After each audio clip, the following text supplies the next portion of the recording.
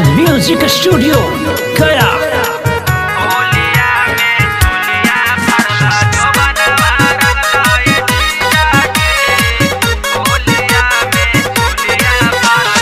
music director Dharmendra भैलया कवारी बरियारी कैलय जीजाजी भैलया कवारी बरियारी कैलय जीजाजी होलिया में चोलिया फरला होलिया में चोलिया फरला जोबनवा रंगलय जीजाजी होलिया में चोलिया फरला जोबनवा रंगलय जीजाजी होलिया में चोलिया फरला होलिया में चोलिया फरला होलिया में चोलिया फरला जोबनवा रंगलय जीजाजी होलिया में चोलिया फरला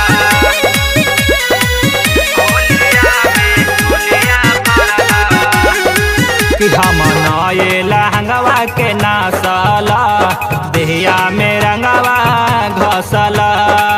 रात भम लुट के जीजा हम कहू अलंगना बकसला कि हम नए लहंगवा के नासला देहिया में रंगवा घसला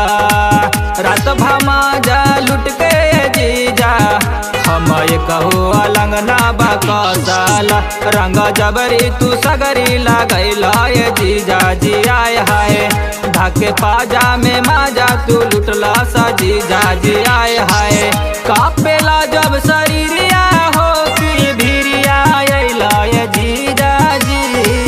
कापेला जब शरीरिया हो कि भिरिया अइला जीजा जी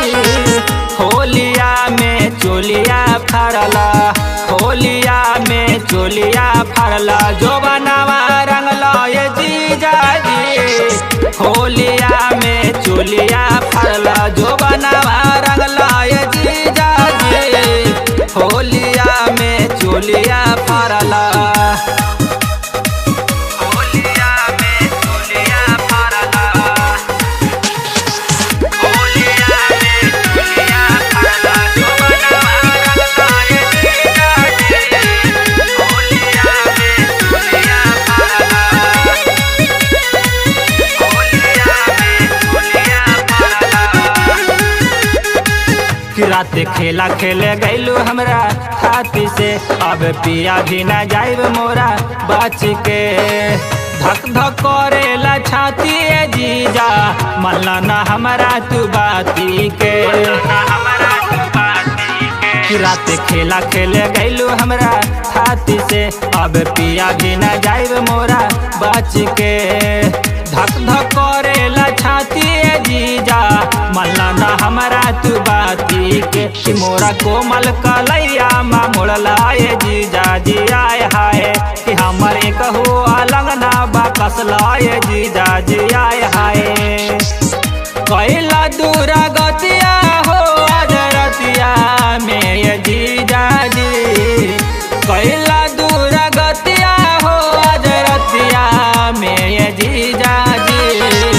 होलिया में चोलिया फरला